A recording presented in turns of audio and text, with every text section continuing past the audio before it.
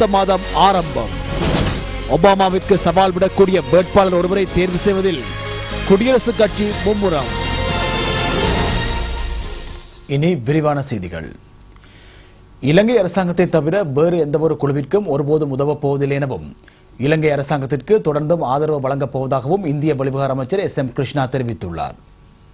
Business standard பத்திரிகைக்கு வழங்கிய பேட்டியில் இந்திய வெளிவிவகார அமைச்சர் SM கிருஷ்ணா இவ்வாறு தெரிவித்துள்ளார். இலங்கைக்கும் இந்தியாவிற்கும் இடையில் நிலவும் நீண்டகால உறவுகளை மேலும் பலப்படுத்துவதற்கு தொடர்ந்தும் தயாராக இருப்பதாக அமைச்சர் SM கிருஷ்ணா தனது செவ்வியில் தெரிவித்துள்ளார்.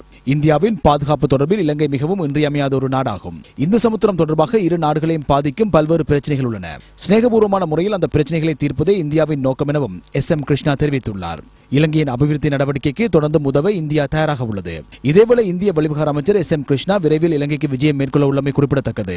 இந்திய உதவி திட்டத்தின் கீழ் வடக்கில் மேற்கொள்ளப்படும் 50,000 வீடுகளை நிர்மாணிக்கும் திட்டத்தின் முன்னேற்றங்களை கண்டறிவதே அவரது இந்த விஜயத்தின் நோக்கமாகும். தமிழ் தேசிய கூட்டமைப்பிற்கு எதிராக யாழ் மக்கள் ஹர்த்தாலில் ஈடுபட்டனர். யாழ் சாவகச்சேரியில் வர்த்தக நிலையங்கள் மூடப்பட்டு இன்று ஹர்த்தால் மேற்கொள்ளப்பட்டது. தமிழ் தேசிய கூட்டமைப்பின் நிர்வாகத்தில் உள்ள சாவகச்சேரி பிரதேச சபையின் தன்னிச்சையான செயற்பாடுகளுக்கு எதிர்ப்பு தெரிவித்து தாங்கள் கடையடைப்பை நடத்தியதாக சாவகச்சேரி வர்த்தக சங்கம் தெரிவித்துள்ளது.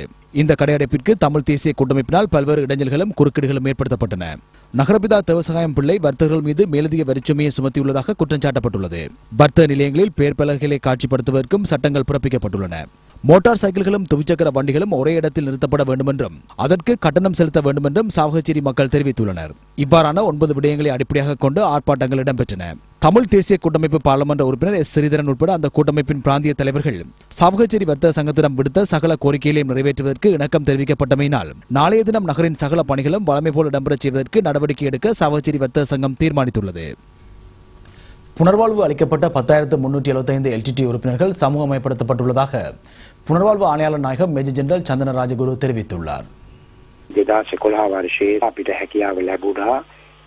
கடந்த வருடம் 10,375 LTT உறுப்பினர்கள் சமூகமயப்படுத்தப்பட்டுள்ளனர். நீதிமன்ற உத்தரவின் பேரில் மேலும் 750 பேர் புனர்வாழ்வு நிலையத்திற்கு அனுப்பப்பட்டுள்ளனர். இவர்கள் பகுதி பகுதியாகவே புனர்வாழ்வு முகாமிற்கு அனுப்பப்பட்டனர். அவர்களுக்கு புனர்வாழ்வு அளிக்கப்பட்டதன் பின்னர் சமூகமயப்படுத்தப்படுவார்கள். நாங்கள் ஒவ்வொரு மாதமும் சமூகமயப்படுத்தும் நிகழ்வொன்றை நடத்துவதற்கு தீர்மானித்துள்ளோம். ஜனவரி 22ஆம் தேதி அரசியல்வாதிகளின் பங்களிப்புடன் நாங்கள் ஒரு சிலரை சமூகமயப்படுத்த உள்ளோம். அன்றைய தினம் 74 பேர் சமூகமயப்படுத்தப்படுவார்கள்.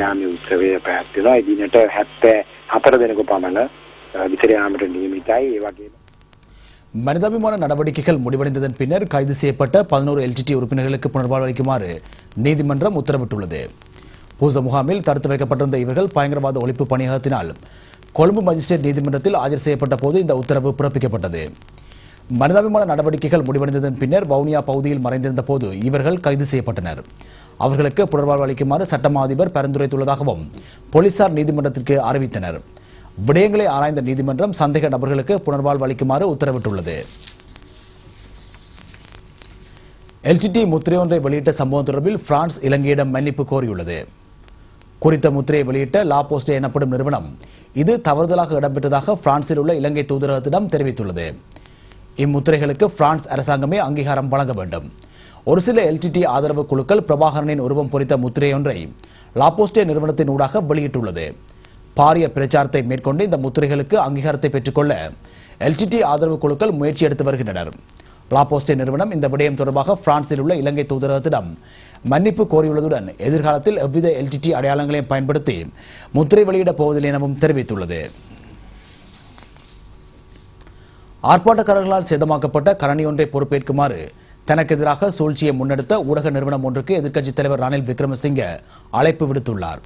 ஸ்ரீகோத்தவில் உள்ள புத்த சிலையை சேதமாக்கப்பட்ட கல் தம்மால் குறித்த ஊடக நிறுவனத்திடம் ஒப்படைக்கப்பட்டதாகவும் அதனை தொலைக்காட்சியில் ஒளிபரப்பியதை போன்று சேதமாக்கப்பட்ட கணனியும் தொலைக்காட்சியில் ஒளிபரப்புமாறு ரணில் விக்ரமசிங்கே வேண்டுகோள் விடுத்துள்ளார்.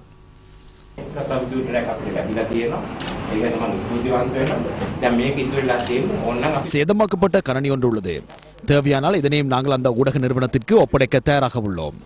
இந்த கணனியையும் நாடு முழுவதும் ஒளிபரப்புமாறு நான் கேட்டுக்கொள்கின்றேன். அந்த கல்லை ஒளிபரப்பியதை போன்று இதனையும் அவர்கள் நாடு முழுவதும் ஒளிபரப்பலாம்.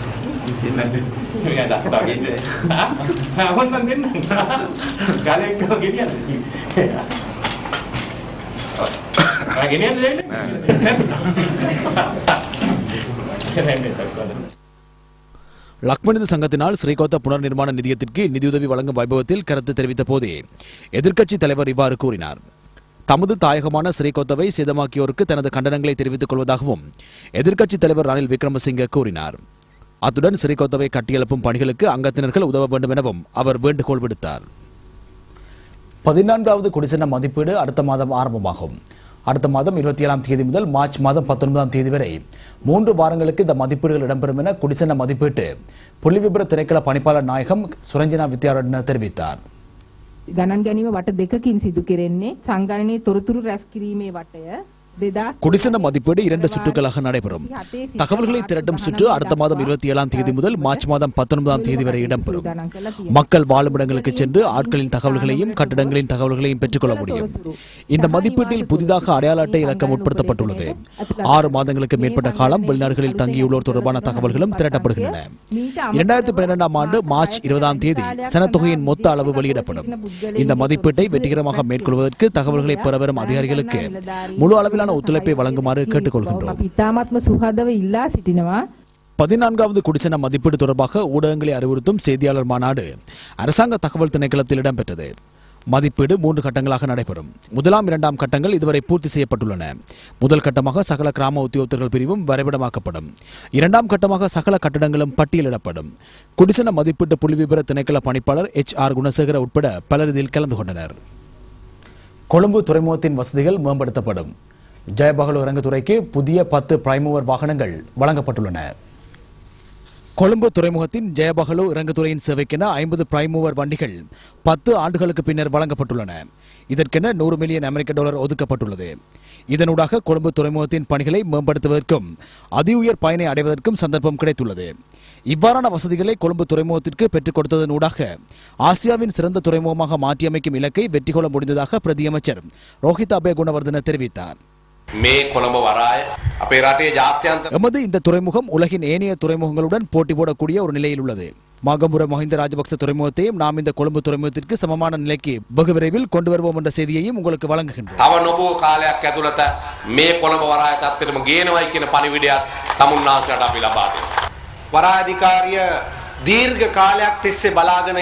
துறைமுகம் நீண்ட காலம் எதிர்பார்த்திருந்த பல்வேறு வெற்றிகளை நாம் அடைந்துள்ளோம். சகல ஊழியர்களும் முகாமைத்துவத்துடன் வைத்திருந்த நெருங்கிய தொடர்பும் அர்ப்பணிப்புமே இந்த வெற்றிக்கான காரணமாகும். මේ ජයග්‍රහණය අපිට ලබා ගන්න පුළුවන් උනේ සියලු සේවකයන් කළමනාකාරීත්වයත් එක්ක අන්‍යෝන්‍ය වශයෙන් ගොඩනගාගෙන තිබුණු විශ්වාසය නිසා. நாட்டின் அபிவிருத்தி நடவடிக்கைகளில் தொழில்சார் நிபுணர்களின் பங்களிப்பு மிகவும் இன்றியமையாதது என பாதுகாப்பு செயலாளர் கோட்டாபய ராஜபக்ச தெரிவித்தார். தாயகத்திற்கு எதிராக வெளிநாடுகள் மேற்கொண்டு வரும் சூழ்ச்சிகளை முறியடிப்பதில் தொழில்சார் நிபுணர்களுக்கு பாரிய பொறுப்பு இருப்பதாகவும் கொழும்பில் நடைபெற்ற தொழில்சார் நிபுணர்கள் சங்க வருடாந்த மாநாட்டில் பாதுகாப்பு செயலாளர் கோட்டாபய ராஜபக்ச தெரிவித்தார். Sri Lanka today is a country that is enjoying the benefits of peace. 30 வருட யுத்தம் முடிவடைந்து விட்டதால் இன்று மக்கள் அதன் பயனை அனுபவித்து வருகின்றனர். அரசாங்கம் பல்வேறு அபிவிருத்தி திட்டங்களை ஆரம்பித்துள்ளது. அவற்றை வெற்றிகரமாக்குவதற்கு தொழில்சார் நிபுணர்களின் பங்களிப்பு மிகவும் அவசியமாகும். யுத்தம் இடம்பெற்ற காலத்தை போன்றே தற்போதும் தாயகத்திற்கு எதிராக வெளிநாடுகள் சூழ்ச்சிகளை மேற்கொண்டுள்ளன. இந்த சூழ்ச்சிகளை முறியடிப்பதற்கு தொழில்சார் நிபுணர்களின் உதவி அவசியம். சமாதானத்தின் பலன்களை அனைத்தின மக்களுக்கும் பெற்றுக் கொடுப்பதற்கான திட்டங்களை அரசாங்கம் ஆரம்பித்துள்ளது. மனிதாபிமான நடவடிக்கையின் போது விடுவிக்கப்பட்ட 2,94,000 அப்பாவி தமிழ் மக்களை நலன்புரி நிவாரண முகாம்களில் தங்க வைத்து அவர்கள் மீள்குடியேற்றப்பட்டனர். இது அரசாங்கம் பெற்ற பெரும் வெற்றியாகும்.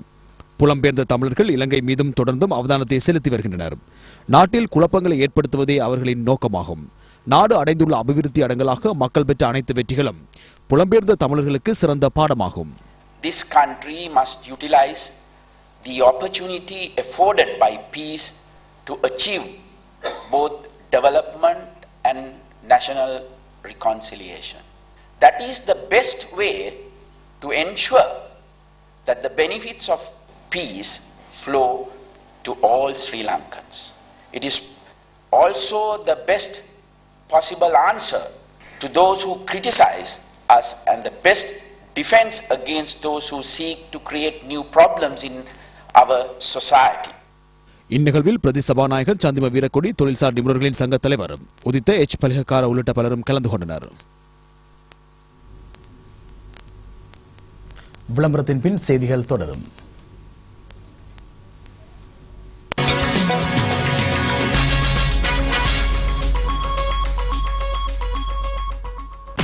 ආයෙත් සැරයක් රුපියල් 20ට බැංකුවක් යමුද?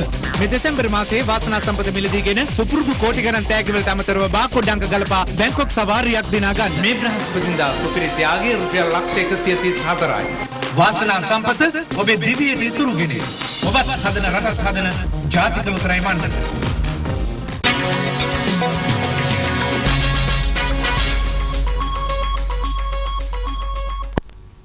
செய்திகள் தொடர்கின்றன. மாளிகாவத்தில் இடம்பெற்ற சம்பவம் தொடர்பாக போலீசார் தீவிர விசாரணைகளை மேற்கொண்டுள்ளனர்.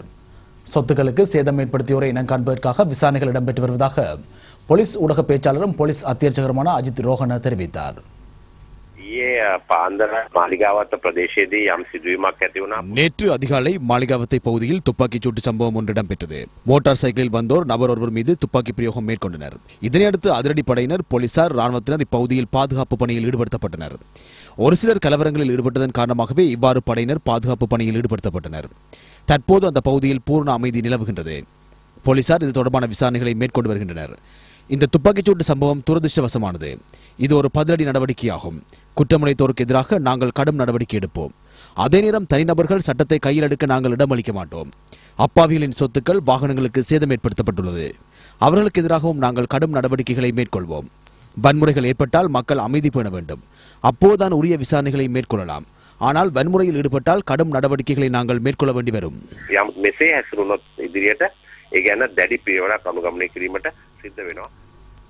தெற்கு அதிவேக பாதையில் பயணிகள் பஸ் சேவை ஆரம்பிக்கப்பட்ட முதலாவது தினத்திலேயே 2 லட்சம் ரூபாய்க்கு மேல் வருமானமாக கிடைத்துள்ளதாக இலங்கை போக்குவரத்து சபையின் தலைவர் MD பந்துசேன தெரிவித்துள்ளார். நேற்று இலங்கை போக்குவரத்து சபையினால் தெற்கு அதிவேக பாதையின் முதல் முறையாக பயணிகள் பஸ் போக்குவரத்து சேவை ஆரம்பிக்கப்பட்டது. இந்த சேவை தொடர்பாக மக்கள் மத்தியில் பெரும் எதிர்பார்ப்பு காணப்பட்டதை அவதானிக்க முடிந்தது. மக்கள் மத்தியில் இந்த சேவைக்கு பெரும் கேள்வி காணப்பட்டது. மக்களின் தேவையை எம்மால் நிறைவேற்ற முடியவில்லை. இதற்காக நாங்கள் கவலை அடைகின்றோம். நேற்று இந்த பஸ் சேவையின் மூலம் அதிக வருமானம் கிடைத்தது. இன்றும் அதுபோன்ற சூழ்நிலையே காணப்படுகின்றது. நாளொன்றுக்கு இந்த பஸ் சேவை மூலம் 2 லட்சம் ரூபாய் வருமானமாக கிடைக்கின்றது.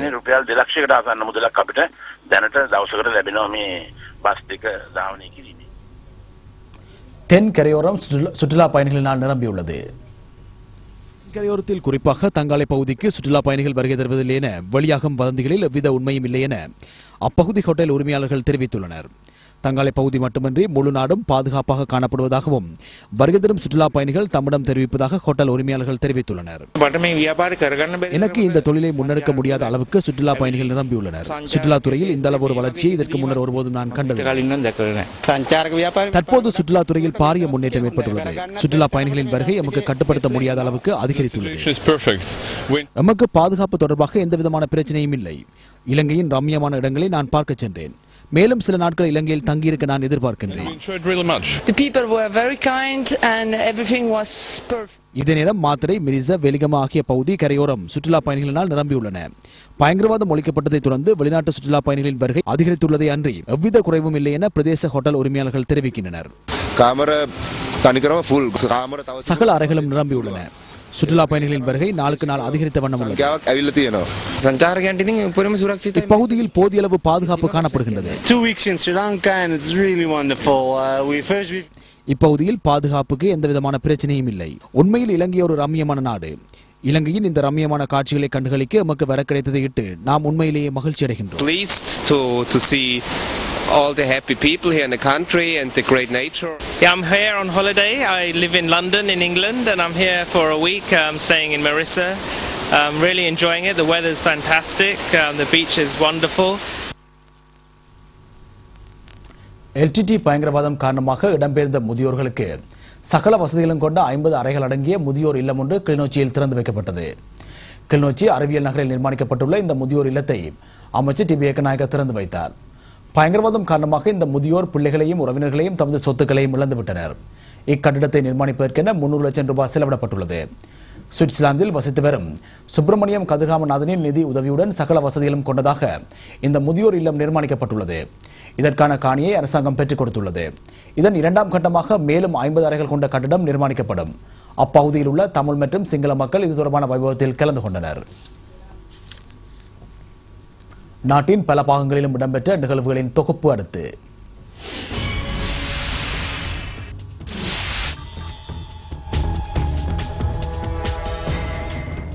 காங்கேயனோடு இக்ரா வித்தியாலயத்தின் புதிய வகுப்பறை கட்டிடத்திற்கான அடிக்கல் நாட்டப்பட்டது. பிரதியமைச்சர் எம்எல்ஏ மிஸ்புல்லா பிரதம அதிதியாக கலந்து கொண்டார். வகுப்பறை கட்டிடத்தை நிர்மாணிப்பதற்கென 29 லட்சம் ரூபாய் செலவிடப்படும். மட்டக்களப்பு செங்கலடி பிரதேச செயலாளர் பிரிவின் குசலானமலை கிராம சேவர் பிரிவில் உள்ள கரடியன் குளத்தில் உள்ள வாரிய பாடசாலை மாணவர்களுக்கு பாடசாலை உபகரணங்கள் வழங்கப்பட்டன. கிழக்கு மாகாண முதலமைச்சர் சிவனேசதுரை சந்திரகாந்தன் இதில் பிரதம அதிதியாக கலந்து கொண்டார். மூதூர் ஜின்னா நகர் பிரதேசத்தில் நிர்மாணிக்கப்பட்ட ஆரம்ப வைத்தியசாலை கட்டிடம் மக்கள் பயன்பாட்டிற்காக திறந்து வைக்கப்பட்டது. மாகாண அமைச்சர் MS சுபைர் இதனை திறந்து வைத்தார். இதற்கென 1,14 லட்சம் ரூபாய் செலவிடப்பட்டுள்ளது. திவினகும வேலை திட்டத்தின் கீழ் அம்பாறை மாவட்டத்தில் உள்ள வீட்டுத் தோட்ட செய்கையில் ஈடுபடும் மக்களின் வாழ்வாதாரத்தை மேம்படுத்த குளிர்சாதன இயந்திரங்கள் வழங்கும் வைபவம் ஆலையடி வேம்பு பிரதேச செயலகத்தில் இடம்பெற்றது. பாராளுமன்ற உறுப்பினர் PHPSN இதில் பிரதம அதிதியாக கலந்து கொண்டார். கல்கமோ பகுதியில் உள்ள பல வீதிகளை அபிவிருத்தி செய்வதற்கு சப்ரகமோ மாகாண சபை 100 லட்சம் ரூபாயை ஒதுக்கியுள்ளது. வீதி புனரமைப்பு பணிகளை மாகாண முதலமைச்சர் மஹிபால ஹேரத் ஆரம்பித்து வைத்தார். புத்தளம் மாவட்டத்தின் பிரதான நீர்த்தேக்கமான தப்போவ குளத்தின் அணைக்கட்டை மேலும் உயர்த்தும் பணிகள் ஆரம்பிக்கப்பட்டுள்ளன. தற்போது காணப்படும் 16 அடி உயரமான அணைக்கட்டு 19 அடியாக உயர்த்தப்படும். இப்பாரிய திட்டத்திற்கு உலக வங்கி 196.4 மில்லியன் ரூபாயை ஒதுக்கியுள்ளது. திருகோணமலை கல்வி வலயத்திற்குட்பட்ட பாடசாலைகளின் அபிவிருத்திக்கு சீனக்குடா போலீசார் உதவி வருகின்றனர். இங்குள்ள 7 பாடசாலைகளில் உள்ள 100 மாணவர்கள் தெரிவு செய்யப்பட்டு அவர்களுக்கு கற்றல் உபகரணங்கள் வழங்கப்பட்டன. சீனக்குடா போலீஸ் நிலைய பொறுப்பதிகாரி அபயரட்ன பண்டார தலைமையில் வைபவம் இடம்பெற்றது. உதவி போலீஸ் அத்தியட்சகர் பராக்கிரம ஏகநாயக்க பிரதம அதிதியாக கலந்து கொண்டார். போலீசாருக்கும் பொதுமக்களுக்கும் இடையே நல்லுறவை ஏற்படுத்துவது தொடர்பான கலந்துரையாடல் ஒன்று மன்னாரில் இடம்பெற்றது. மன்னார் சித்தி விநாயகர் தேசிய பாடசாலை அரங்கில் இந்த கூட்டம் இடம்பெற்றது.